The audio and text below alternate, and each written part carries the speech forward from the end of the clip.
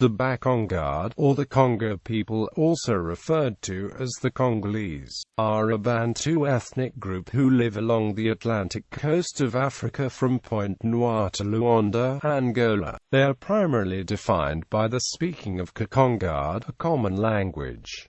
They are the largest ethnic group in the Republic of Congo. In the late 20th century, the Congo population was about 10,220,000. Name. In the earliest documented ethnonyms of the 17th century, those residing in the Kingdom of Kongo called themselves Kikongo, those in the Kingdom of Luanda called themselves Bavili, and in other parts of the Kikongo-speaking world they had different names as well. Late 19th century missionaries sometimes applied the term Bafiote to the group, though it is unclear whether the term was ever used by local people to describe their own identity. Since the early 20th century, Bakongo has become applied as an ethnonym for all members of the Kikongo-speaking community, or more broadly to speakers of the closely related Congo languages. The group is identified largely by speaking a cluster of mutually intelligible dialects rather than by large continuities in the history or even in culture. The term Congo was more widely deployed to identify Kikongo-speaking people enslaved in the Americas. History. It is most likely the Congo people arrived in the region of the mouth of the Congo River before 500 BCE, as part of the larger Bantu migration. They were already working iron in the region and practicing agriculture by the time. Social complexity had probably been achieved in some regions where Kikongo spoken by 2nd century CE. By the late 15th century, when European voyagers described them, they were living in a number of kingdoms, including the kingdoms of Kongo, Ngo, Vungu, Kikongo, and others, stretching on both sides of the Congo River. During the 16th century, yet another powerful Bakongo kingdom, Luanda, developed and controlled much of the coast north of the Congo River. The histories of the various branches of the Kikongo-speaking world are quite diverse, with large monarchies in Congo and Luanda, smaller monarchies in Ngo, Kikongo, and Vungu, and even less centralized entities in the Niari Valley and other places north of the Congo River. Because the best anthropological work on the Bakongo has been done in the parts of the region colonized by the French and Belgians, it is well described, and often the cultural institutions of those regions are better represented than those of other parts of the larger Kikongo-speaking world. On the other hand, the abundant historical written records for the Kingdom of Kongo means that the history of that region is much better documented. One of the central problems of understanding the region is thus to marry historical records that relate to one region within the zone to anthropological research applicable to another part of the zone. The Kingdom of Kongo royal genealogy is preserved in traditions of the 17th century suggest that the kingdom originated around 1390.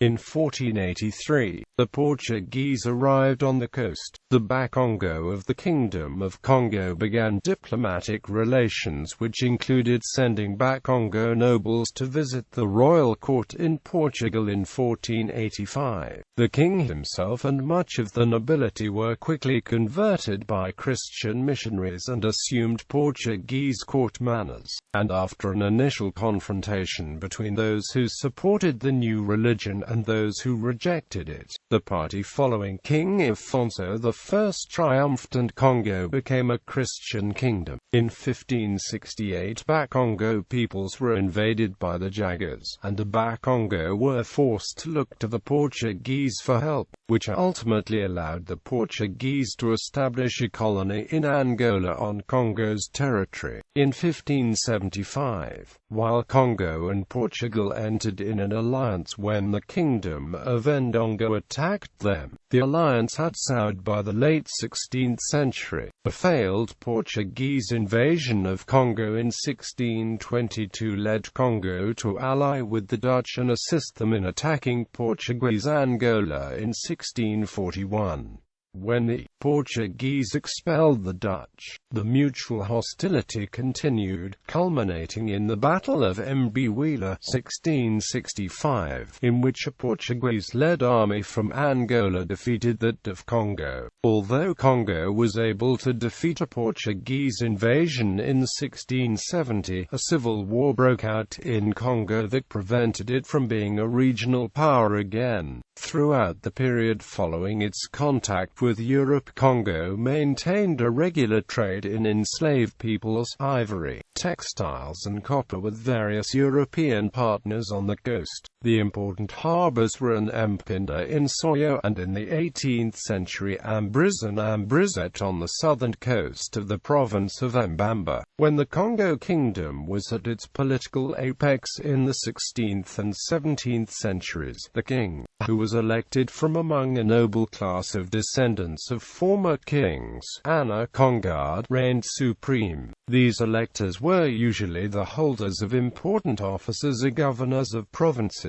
The activities of the court were supported by an extensive system of civil servants, and the court itself usually consisted of numerous relatives or clients of the king. The provinces, which were numerous, were often governed by lesser relatives of the king who were responsible to him. Sub-provinces and villages were variously governed by royal appointees or locally dominant families. Frequently, members of government were invested with the power under the auspices of a ritual specialist, and frequently a Catholic priest. The Congo Civil War, which was waged intermittently during the 18th century, typically revolved around claims on the throne made by one or another of the royal family, who had fortified themselves in different corners of the former kingdom. The primary focus of attention was to occupy the capital city, São Salvador, and claim the kingship. If possible, a king in São Salvador would also be religiously crowned by a Catholic priest. One of the primary results of these wars was the enslavement and export of thousands of Bakongo to the Americas. In the middle of the 19th century, commercial changes led to the emergence of new forces, as the trade in ivory, honey, wax and rubber transformed the trade relations between Central Africa and Europe. New commercial organizations, organized as clans,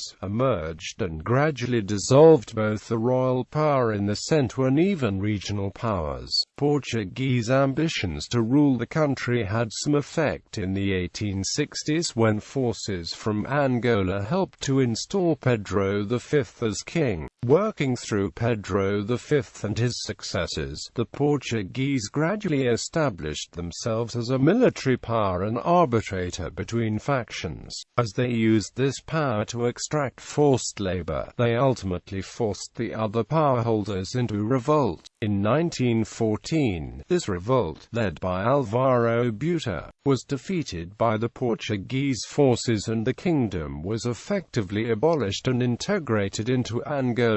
The Kingdom of Luanda. The earliest visitors to the coast do not mention a Kingdom of Luanda, nor do the records and documents of Congo rulers. It first appears as a breakaway province of Congo in the late 16th century. In the 17th century, Luanda was divided into 4 large provinces and succession to royal office was rotational, so that the ruler of each province in turn became the ruler of the kingdom. This system broke down in the 18th century, and long interregnum ensured, where no one ruled the country and the provinces drifted away. When kings did rule, they often exercised less and less power. Like Kongard, the revolution introduced trade of the mid-19th century led to the emergence of locally powerful traders and their associations. The population of Luanda were known as the Vili. The Vili language was grouped as one of the Congo languages by Guthrie, but it is now considered part of the Syro-Clade of Zone B languages. The Muvili had been engaged in extensive long-distance trade as far afield as Matamba in Angola since at least the mid-17th century,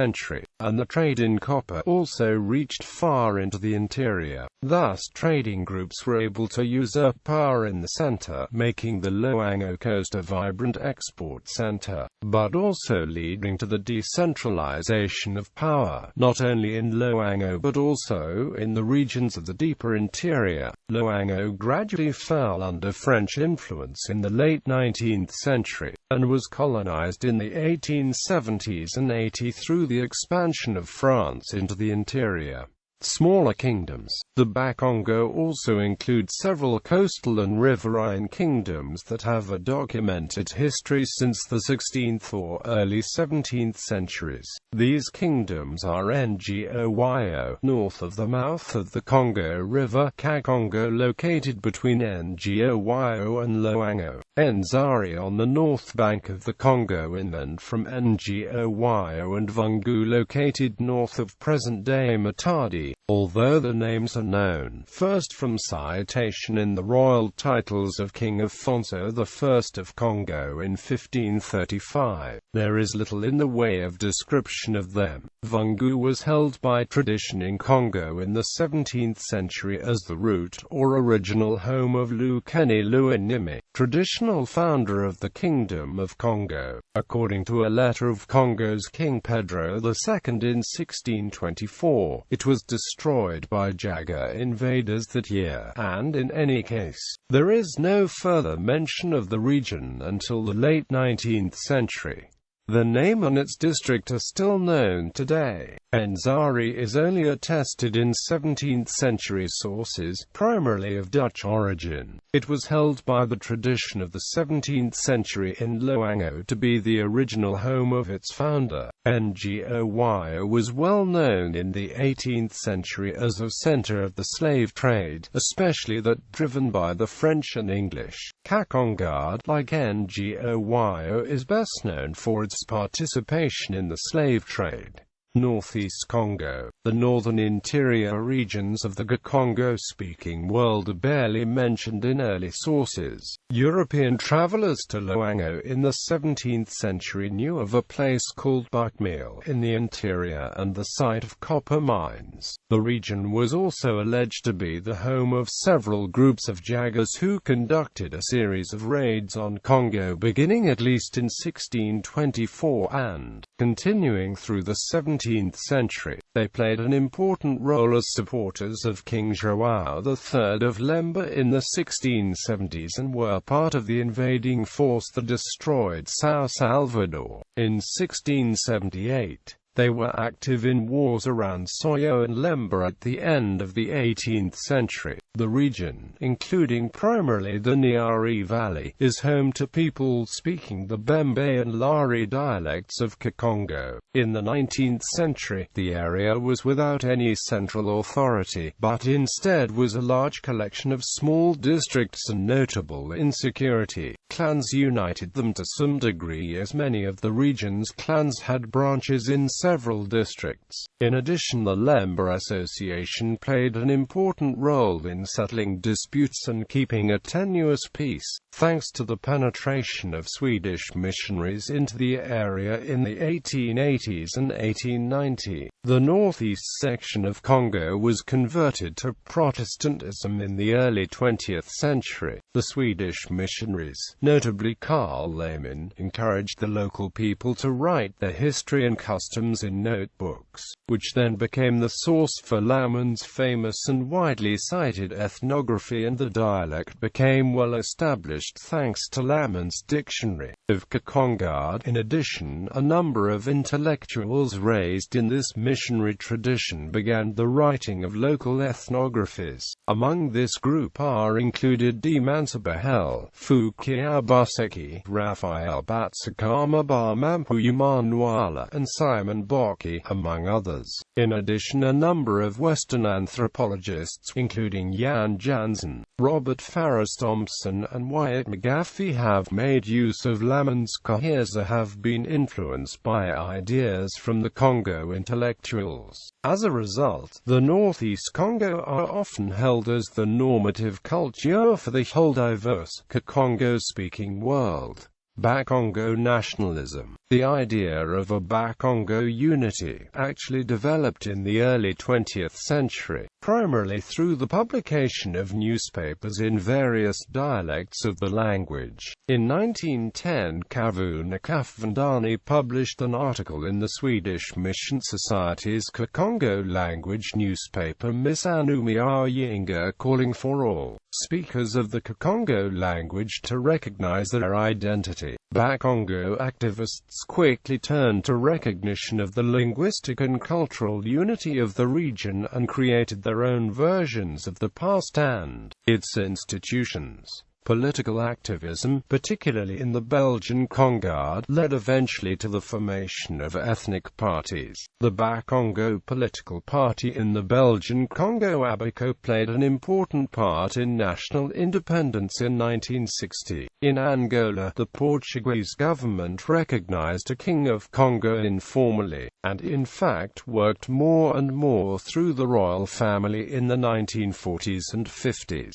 Factions that opposed the collaboration of the king and particularly Queen Isabel after 1958 formed the UPA party, which eventually led a revolutionary movement in 1961.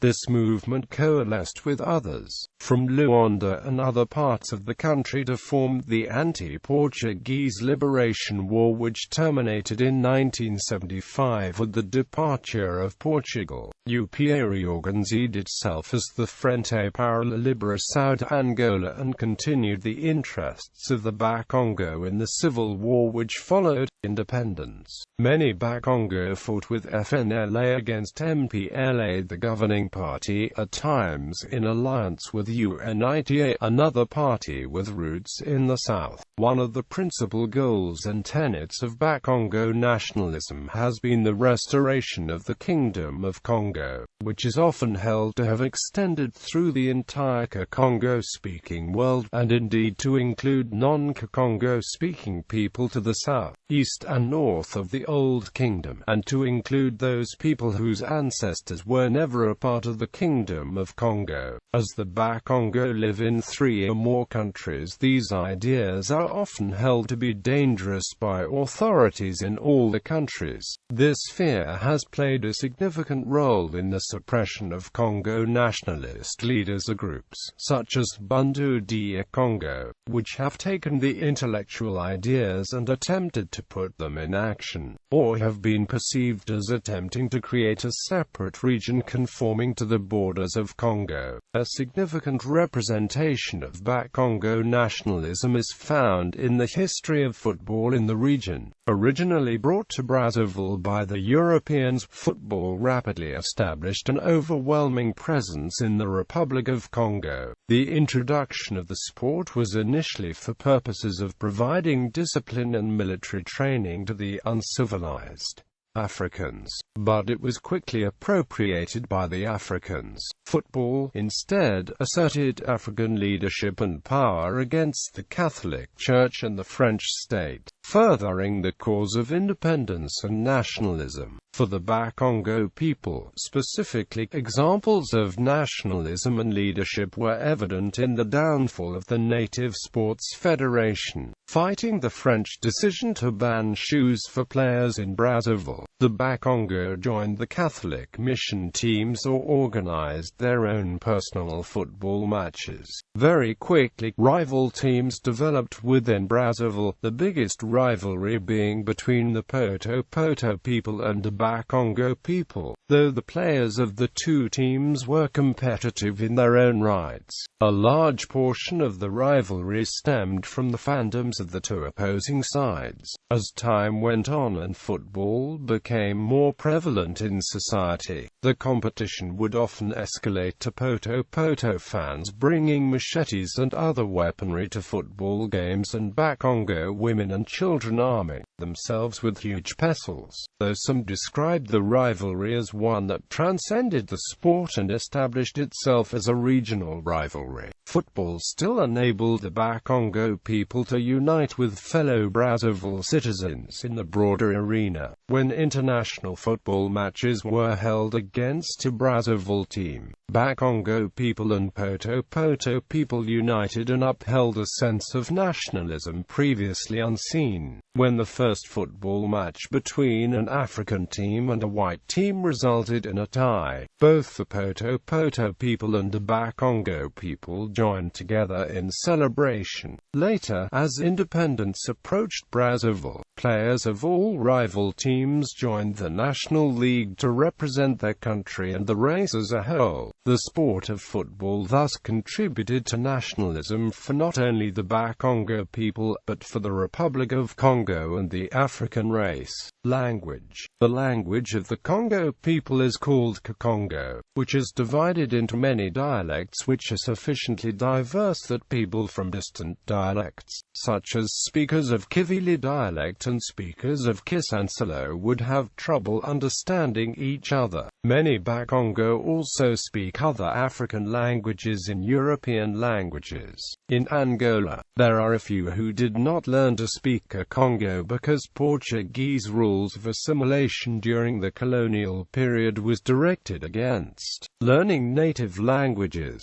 Though most Bakongo held on to the language, most Angolan Congo also speak Portuguese, and those near the border of the Democratic Republic of Congo also speak French. In the Democratic Republic of the Congo, most also speak French and others speak either Lingala, a common lingua franca in western Congo, Kikongo Yaleta, a Creole form of Kikongo spoken widely in the Republic of the Congo, in the Democratic Republic of the Congo and in Angola. Agriculture. The Bakongo cultivate cassava, bananas, maize, sweet potatoes, peanuts, beans, and taro. Cash crops are coffee, cacao, irenia, bananas, and palm oil. Fishing and hunting are still practiced by some groups, but many Bakongo live, work and trade in towns. Religion. The religious history of the Congo is complex, thanks to the long engagement of the Kingdom of Kongo with Christianity and the flexible nature of religious concepts in general in an area without a scriptural tradition. According to historian John K. Thornton, Central Africans have probably never agreed among themselves as to what their cosmology is, because of the presence of continuous revelation, by which theological ideas were formed by a constant stream of revelations that was not under the control of a priesthood who enforced orthodoxy, but instead was interpreted individually within a community of belief. Since the late 19th century, European and American missionaries, European, American and Congo anthropologists and other Congo thinkers and writers have increasingly solidified an idea of what are the foundations of what can be called traditional Congo religion. In this conception, believers stress the importance of ancestors, as most of the inhabitants of the other world are held to have once lived in this world. Only Zambi Mpungu, the name for the high god, is usually held to have existed outside the world and to have created it. Other categories of the dead include Bakulu or ancestors. In addition, there are more powerful beings who are considered as guardians of particular places, such as mountains, river courses, springs and districts, called Simbi. These beings are sometimes regarded as the souls of the long-departed, the first inhabitant or eternal beings. Finally, there are those who inhabit and are captured in Minkisi, or charms, whose operation is the closest to magic. The value of these supernatural operations is generally held to be in the intentions of the worker, rather than the other world having spirits or souls that are intrinsically good or bad. However, some anthropologists studying modern Kikongo-speaking people point out that there are sharp regional differences not only in terminology but even such important concepts as the role of ancestors. According to Dunya Hersik, for example, the Vili and Yombe do not believe in the power of ancestors in the same degree as to those living farther south. Furthermore, she points out, following the lead of another anthropologist, John Jansen, that religious ideas and emphasis in the same sector have changed over time. Following the conversion of Nzinga and Kuwu in 1491, most of the inhabitants of the Kingdom of Kongo converted to Christianity, though they continued their older beliefs within its fold, through syncretic practices within the Roman Catholic Church in Congo. This syncretic form of Christianity was often contested by missionaries, and spawned one messianic movement, led by D. Beatrice Kimpavita from 1704 to 1706. Many thousands of Congo were transported across the Atlantic to the Americas, and especially to Brazil. The Afro-Brazilian Quimbanda religion is a New World manifestation of Bantu religion and spirituality, and Congo Christianity played a role in the formation of Vodou in Haiti. Other Congo living outside the Kingdom of Kongo were not converted and continued the traditional form of religion, however, and it was not until the late 19th century that missionaries entered the areas north of the Kingdom of Kongo. Since the 1880s, Protestant missionaries, and then renewed Catholic missionaries, have claimed a large number of Congo as converts. Following 1921, a new form of Christianity preached by Simon Kimbangu became extremely popular in spite of the attempts of both Belgian and Portuguese governments to suppress it. Kimbangism is a very powerful religious spiritual force today, as is one of its modern spin-offs, the Dibundu Congo, led by Mwanda and Semi. Traditions. The Congo Week used to consist of 4 days: Konzo, Nkengo, Ensona and Gandu. The third day, Ensona, was held sacred. The tradition has continued to the modern days, so that among some Bakongo the third day of the week, Wednesday, is revered in the same way as Ensona. Isabel Maria da Gama was the Queen Dowager of the Bakongo people, the last ruler of Congo under the Portuguese colonial rule, and its last royal supporter. She succeeded her husband, Dom Antonio III, upon his death in 1958 as regent for her son, Mansala. Following the establishment of an independent state of Angola, the role of the king was abolished by the new government.